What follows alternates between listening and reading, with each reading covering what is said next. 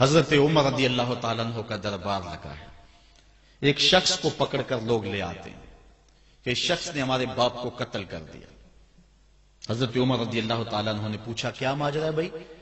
اس نے کہا جی واقعی میں ان کے باپ کا قاتل ہوں، لیکن میں نے قصداً قتل نہیں کیا. ہوا یہ کہ میں ایک مسافر ہوں، جا رہا تھا، راستے کے اندر سبز چراگاہ تھی، میرا اونٹ بھوکا تھا، اس چراگاہ میں داخل ہو گیا. اس کے بوڑھے باپ نے پتھر اٹھایا اور میرے اونٹ کو مارا، اس کی آنکھ نکل گئی.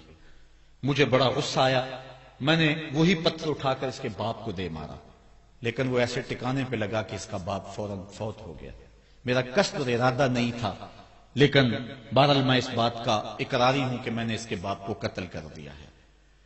آپ جو حکم سنائیں میں اس کو قبول کروں گا، لیکن میں ایک مہلت مانگتا ہوں کہ میرے دوست، میرے بھائی کی کوئی رقم میرے ذمے ہے، میرے پاس اس نے امانت رکھی ہوئی ہے اور وہ مجھے پتا ہے کہ میں نے کہاں چھپا کے رکھی ہوئی.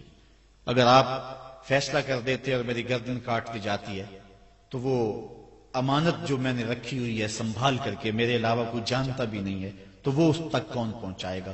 اگر آپ مجھے 3 دن کی مہلت دے دیں تو میں جا کر کے اس کی امانت اس کو واپس کر کے پھر واپس آؤں گا، پھر یہ پھندا پھانسی کا میں اپنے گلے میں ڈلوانے کے لیے تیار ہوں گا. حضرت عمر رضی اللہ تعالیٰ عنہ نے فرمایا کہ کوئی شخص تیری ضمانت دے دے تو ہم تجھے چھٹی دینے کے لیے تیار ہیں. اس نے دائیں بائیں دیکھا، پورے مدینے میں اس کا کوئی شناسہ ہی نہیں تھا، واقف ہی نہیں تھا، ایک اجنبی شخص تھا. حضرت ابو ذر غفاری کھڑے ہو گئے، کہا حضرت عمر میں اس کی ضمانت دیتا ہوں. ضمانت دے دی گئی، وہ چلا گیا. تیسرے دن وعدے کا جو وقت تھا لوگ جمع ہو گئے، دربار لگ گئے، ابھی تک آنے والا نہیں آیا. لوگوں نے کہا ابو ذر تو نے غلطی کی ہے، ایک اجنبی کی ضمانت دی اور ابھی تک وہ نہیں آیا. اور میاں صاحب فرماتے ہیں ایک بار جو پھائیں اڑ جاندے ہو پھر کدی نہ پھنستے نے. ظاہر ہے وہ چلا گیا، واپس تو نہیں پلٹ کے آئے گا، اسے پتا ہے کہ آگے سیدھی سیدھی میری موت ہے، تو تم نے یہ کیا غلطی کی؟ خیر آپ نے فرمایا کہ اگر وہ نہ آیا تو یہ پھانسی کا پھندا میرے گلے میں ڈال لینا، لیکن بہرحال میں نے اس کی ضمانت دی. کچھ عرصہ بیتا کہ دور سے گرد و غبار اڑتا ہوا دکھائی دیا. جب صورت واضح ہوئی تو وہی شخص تھا. حضرت عمر فاروق رضی اللہ تعالیٰ عنہ کے دربار میں کھڑا ہو کہنے لگا حضرت کسی وجہ سے تاخیر سے پہنچا ہوں، معذرت چاہتا ہوں، اب جو حکم ہے پورا کیجیے. حضرت عمر رضی اللہ تعالیٰ عنہ اس کے پھانسی کے احکامات جاری کر چکے تھے. آپ نے فرمایا کہ ابو ذر یہ بتا کہ تو نے اس کی ضمانت کیسے دی جب تو اسے جانتا نہیں تھا؟ تو سنو حضرت ابو ذر غفاری نے کیا کہا. کہا ایک اجنبی میرے محمد کے مدینے میں پناہ مانگ رہا تھا اور اس نے چاروں سمت دیکھا اور کوئی شخص نہیں تھا جو اس کو امان دیتا اور اس کی ضمانت دیتا، تو میں نے اس لیے ضمانت دے دی کہ نہ بھی آیا تو اپنی جان چلی جائے گی.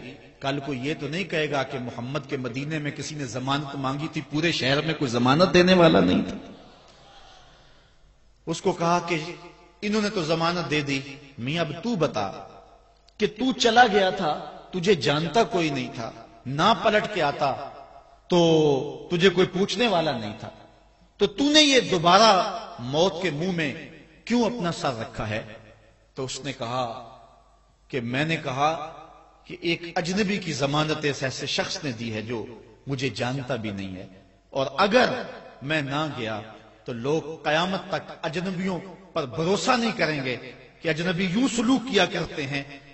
تو حضرت عمر رضی اللہ تعالیٰ عنہ اس کے پھانسی کے احکام جاری کیے تو جن کے باپ کو قتل کیا تھا وہ بیٹے کھڑے ہو گئے، کہنے لگے تاریخ کی کالک ہم اپنے منہ پہ ملیں گے، ہم بھی اپنے باپ کے قاتل کو معاف کر دیتے ہیں.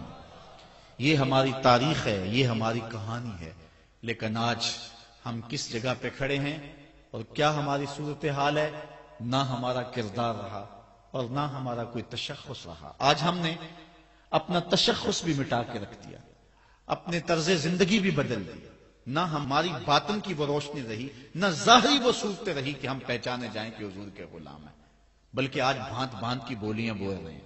اقبال نے کیا کہا تھا؟ اپنی ملت پر قیاس اقوام مغرب سے نہ کر، خاص ہے ترکیب میں تجھے قوم رسول ہاشمی.